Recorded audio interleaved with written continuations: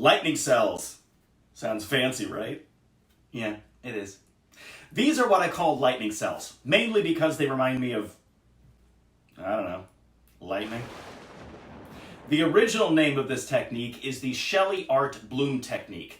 Shelee Carruthers is an incredible Australian acrylic artist that is credited with creating this bloom technique, and she offers an online course where she teaches what she has developed. And many people here in the US have taken the class and sing its praises. I have not taken the class, but I have watched many very long and unedited YouTube videos made by people who have paid for the class and created their own formulas to achieve the same result as Shelee's bloom technique. The reason they've created their own formula is because we can't easily get the exact same list of ingredients here in the US as Shelee uses down under. The formula I'm going to show you today is a knockoff of several knockoffs of Shelee's original recipe, based primarily on the research I've done, what works for me, and also the availability of products in my area. To make things a little easier, I'll write out my recipe and all of the ingredients and where I bought those items in the description below. In this video, I'll show you how I measure and mix my formula. In the next video, video number 8 here on my YouTube channel, I'll show you several techniques using this formula. So be sure to subscribe and hit the notification bell. The one tool that I use every single time I mix any of my paints for these lightning cell paintings or just a regular acrylic Dutch pour is my postal scale. A lot of people don't use exact measurements when they mix their paints or mix their formula.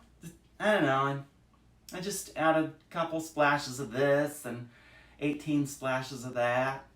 What? I like to have a very consistent method that will produce a very consistent result.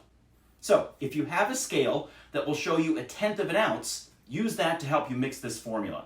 I find that there's much less wasted materials if you know exactly how much of each ingredient goes into mixing the separate elements of this lightning cell formula.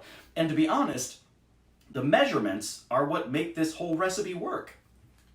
It's also really important to note that these exact ingredients make this recipe work. If you change out 1 or 2 of the ingredients because of availability or sheer stubbornness, I don't know what you're going to end up with on your canvas, but good luck. There are 3 important elements that make up the formula for my version of these lightning cells. 1, the pillow. 2, the pouring medium.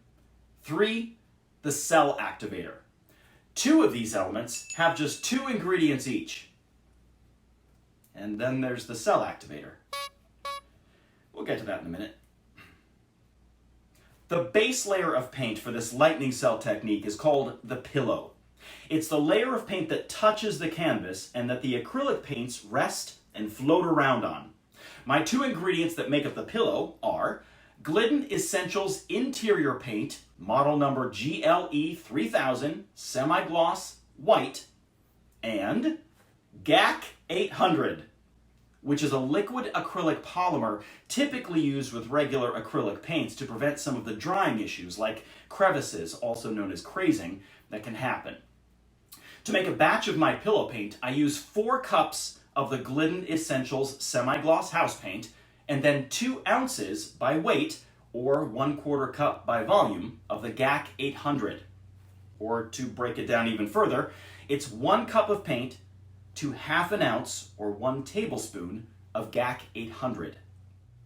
The pillow is the element that you will go through the fastest and of which you will use the most, which is why I bought the 5-gallon bucket of this paint, which comes out to around $17 a gallon. If you purchase the regular gallon size, it's about $19 a gallon. So you end up saving $10 if you use this technique enough to justify buying this very heavy 5-gallon bucket. Moving on to the pouring medium. This is what you'll mix directly with your individual acrylic paint colors. This is another very easy recipe. First, Glidden Essentials Exterior Paint, model number GLE 7013N, semi-gloss, base 3. It says must be tinted under the words base 3. This is super important. Since this is being used as your pouring medium, it has to be untinted.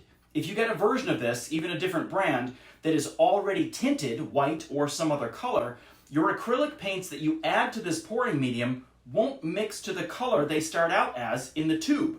They'll be lightened and washed out because any house paint that is tinted already has color in it.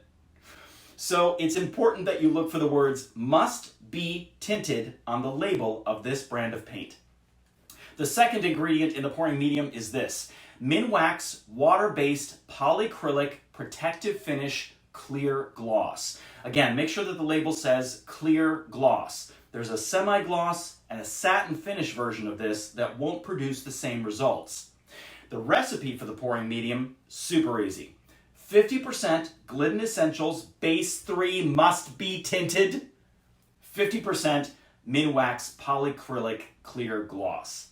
My batch of the pouring medium is 4 cups total. 2 cups of the untinted Glidden and 2 cups of the Minwax. This 4 cups of pouring medium will last you a long time because you aren't using a ton of this to mix with your acrylic paints. For my acrylic paints, I usually make a little less than 2 ounces of each color. 1.5 ounces of the pouring medium by weight, and around 0.2 or 0.3 ounces of the acrylic paint, depending on the brand. Each brand will have a different consistency, so you'll have to try it out to see what gets you to this consistency level.